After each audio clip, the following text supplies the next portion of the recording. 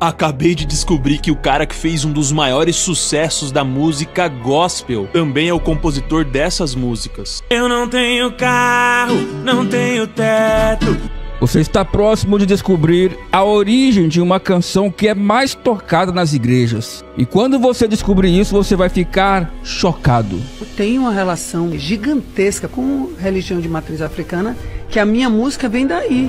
Esse hino vem de composições de músicas seculares como de Gustavo Lima e Ivete Sangalo, dentre outros grandes nomes do meio secular, na qual você também vai ver de onde vem a inspiração dessa canção. Se você ouvir tal artista, vai liberar um espírito de vício. Se você ouvir tal, vai liberar um demônio que vai te dar vontade de trair seu marido, sua mulher. Bom, tenho certeza que você deve estar aí curioso para saber qual é a canção mais cantada nas igrejas que vem de inspiração mundana. Então assista esse vídeo até o final. Seja bem-vindo ao canal Williams dos Santana. Misericórdia, povo de Deus.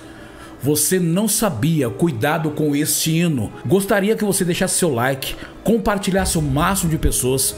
Muitas das vezes uma ação demoníaca está entrando na nossa casa e nós pensamos que essas músicas são de Deus e são músicas do diabo. Veja comigo agora mesmo. Meus irmãos, parte da igreja dos últimos dias tomaram posse da podridão do meio gospel, na qual é notório ver hinos que não exaltam a Deus, mas elevam, mas aguçam o ego dos homens, dos fiéis. Então, assim, está bem longe dessas canções poder ser chamadas de louvores. Eu não sei se você sabe, mas muitas canções no meio gospel têm inspiração por compositores seculares. Você sabia disso daí? Olha aqui o perigo, meus irmãos. Muitas vezes certas inspirações podem vir de entidades. Se você duvida, veja essa breve fala de Ivete Sangalo. Tem uma relação gigantesca com religião de matriz africana, que a minha música vem daí. A minha música vem daí. Eu vou te mostrar aqui qual é a canção que é mais tocada nas igrejas, que vem da inspiração de compositor de músicas que exaltam bebida, traição, promiscuidade. E é daí para baixo, meus irmãos. Mas antes, dá uma olhada no que aconteceu com Sarah Shiva. O que a Sarah Shiva expõe em um culto que ela ministrou, na qual ela relata coisas tenebrosas quando ela começa a falar, citar nomes de alguns cantores. O negócio ficou feio dentro da igreja. Preste atenção nisso e eu já vou soltar aqui para você, na sequência desse vídeo, qual é a canção que você deve estar curioso já. Eu conheço pessoas que relatam que depois de um certo disco, um certo CD de uma certa cantora ou de um certo cantor, começaram a ter depressão, começaram a ter desejo de trair o marido ou de trair a mulher. Recentemente, aquela cantora famosa, Lady Gaga, declarou que tinha um espírito que dava a ela as músicas dela. E eu tenho um testemunho para contar. Uma vez, eu fui numa igreja em Salvador ministrar. Tinha naquela igreja 1.500 pessoas, mais ou menos. Ela era bem comprida, tinha um corredor muito comprido. Eu ministrei sobre libertação musical, que é essa área que eu já ministro há quase 20 anos. E era uma ministração que não podia filmar, você não vai encontrar no YouTube. Por quê? Porque eu queria falar nomes para poder que as pessoas fossem libertas. Não adiantava eu apenas ler a Bíblia. Muitas pessoas só caía a ficha do que eu estava falando na hora que eu começava a falar o nome dos artistas. Os artistas que estavam lá na prateleira de CD, os artistas que estavam lá no MP3, estavam no carro. Tinha gente que estava com um tampão no final da ministração. Não podia filmar, por isso ninguém vai achar isso na internet. Eu começava a ler o nome de certos artistas e começava a falar: se você ouvir tal artista, você vai liberar um espírito de morte na sua vida. Se você ouvir tal artista, vai liberar um espírito de vício. Se você ouvir tal, vai liberar um demônio que vai te dar vontade de trair seu marido, sua mulher.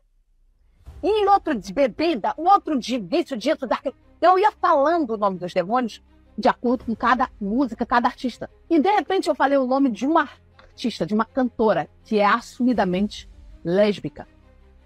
Uma cantora fez muito sucesso. De repente, eu terminei de falar a lista e eu disse: agora, eu vou orar por vocês. Se você sentir mal-estar, venha na frente que nós vamos fazer a renúncia, porque é a renúncia de toda adoração contrária. Tinha 1.500 pessoas, foram 200 pessoas na frente, chorando horrores. Antes de 200 pessoas virem, eu não fiz o apelo, eu só falei: se você sentir mal, vem. Quando eu comecei a orar, a gente escutou um berro lá no fundo da igreja, aquele grito de demônio. Uma mulher caiu, tombando no corredor, lá no fundo. Essa mulher veio rolando, parecia uma panqueca rolando até o altar. E eu tirei o microfone assim, ó, e eu falei assim, ó, fora do microfone, pro demônio, o demônio ouviu. Você vai soltar ela agora, em nome de Jesus, do chefe até o menor. Sai! A mulher sai do demônio, sem gritar, sem precisar falar no microfone. O demônio saiu, a mulher ficou no chão, sentada, chorando. Parou de rolar e ficou chorando. De repente, essa mulher levantou, porque eu comecei a chamar. Pode vir vindo quem quer renunciar à música do mundo. Pode vir vindo. Essa mulher levanta. Encosta no altar. O altar era alto, então ela ficava assim, a mais ou menos a cabeça e o ombro dela se encostava no altar. De repente, veio um homem pelo canto esquerdo da igreja, lá do fundo. Ela veio pelo meio, lembra disso? Esse homem veio pelo canto esquerdo. Ele estava com uma camiseta dessas de malha. A camiseta estava justa assim nele. E dava para ver que ele chorava, ele soluçava tão, porque eu não tinha ideia do que Deus estava fazendo. Esse homem veio na direção dessa mulher. Esse homem abraçou essa mulher.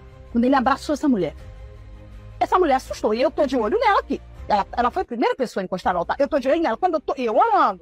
Quando eu olho para ela, que ele abraça ela faz assim, abre o olho para quem tá me abraçando. E ela resolve olhar para ver quem é. Quando ela vê quem é, ela se atraca no pescoço. Eles se agarram um com o outro no pescoço um do outro. Esses dois choravam tanto. E veio gente, foi vindo gente, umas 200 pessoas. Terminamos de orar. Esse casal saiu abraçado, se carinhando, chorando, fazendo carinho, dando beijo um no outro, foi embora. Veio um cara e falou: você não sabe quem é essa mulher. Eu falei: quem é? Ele falou: essa mulher que veio aqui é minha irmã. E eu vou te dizer o que você falou para ela hoje. Eu falei: o que eu falei? Ele falou: aquela cantora lá que você falou, que libera um espírito assim, se ouvia tal, a música dela, um espírito assim de lesbianismo. Eu falei: sei.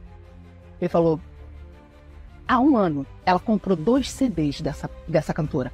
O mesmo CD, porque ela amou, ela botou no carro e na casa dela. Ela entra para o trabalho, dentro do carro ela escuta até o trabalho o CD, vai ouvindo as músicas. E quando ela chega em casa, ela dá play nesse disco. Ela não para de escutar esse disco. Tem 15 dias. Tinha 15 dias, tinha 2 semanas que ela tinha abandonado o marido para morar com uma mulher. Aquele homem era o marido. E os dois foram me assistir no culto. Ela estava sentada numa ponta sem saber que ele estava lá. Ele estava sentado em outra ponta da igreja sem saber que ela estava lá. A igreja cheia. Eles não se viram. Quando ele viu a mulher dele, que o abandonou para viver com outra mulher, indo na frente e sendo liberta, ele tomou coragem. Por isso aquele choro doía, porque era o choro dele se humilhando, dele pegando a masculinidade dele, jogando no ralo e dizendo: Deus, não me interessa o que vão pensar de mim. As pessoas pensam que é brincadeira. As pessoas não têm ideia do que acontece quando uma música entra dentro da gente. O que tem tocado aí dentro deste templo? Nós somos um templo. Nós não podemos deixar a adoração contrária.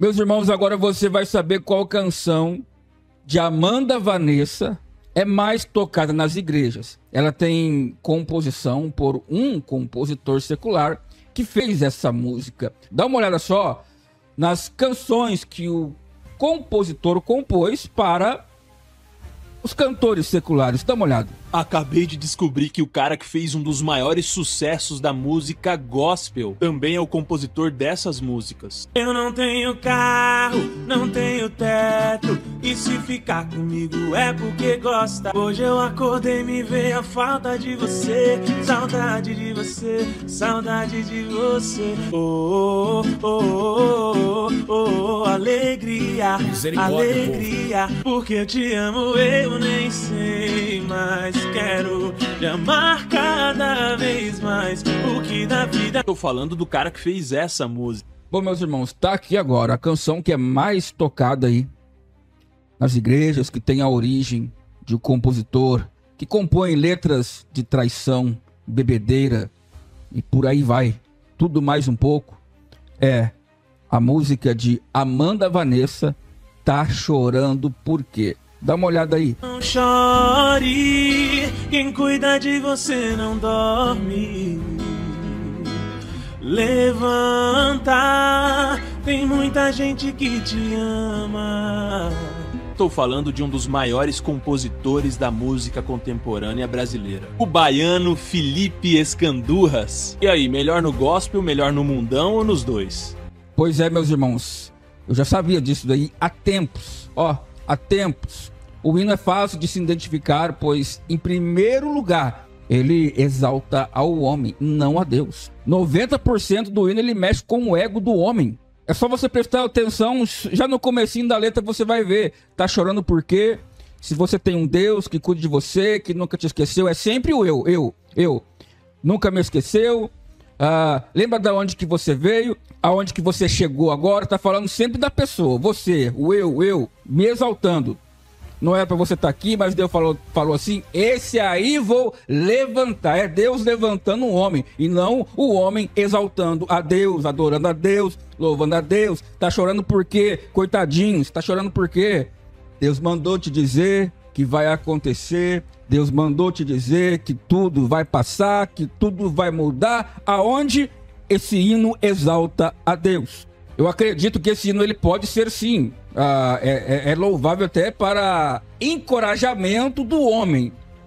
Mas eu acredito que na igreja nós estamos para adorar a Deus. E esse hino não adora, não exalta a Deus. Isso não é canção de adoração. Isso é canção de aguçar ego de humanos. E a palavra é muito clara, meus irmãos, agora nesse detalhe aqui. A palavra vai dizer que não pode sair água doce e água amarga da mesma fonte. Isso é o óbvio, não tem como. Aí a pergunta é, como é que um compositor que compõe músicas promíscuas, traição, bebedeira, por aí vai compor músicas seculares e música para adoração a Deus? Isso não faz o menor sentido. Portanto, cuidado com algumas canções gospel. Louvores de verdades são os que exaltam a Deus e não ao homem. Tenha discernimento para identificar um hino, um louvor que realmente toca no coração de Deus. Mas o que você pensa a respeito disso? Concorda ou tá tudo errado? Não tem nenhum problema. Comente aqui a sua opinião. Deus te abençoe e até o próximo vídeo. Brasil, muito sério o que a pastora Sara Shiva falou, queridos. Eu sei que existe realmente muito ocultismo e nós temos que ter muito cuidado, porque muitas composições são pessoas, meu amado, que estão no meio circular, que serve a Satanás, e nós temos que ter cuidado, né? O que a pastora Sara Shiva falou, queridos, hoje algumas gravadoras elas descobriram que a música gospel faz dinheiro. Eu quero falar algo muito importante.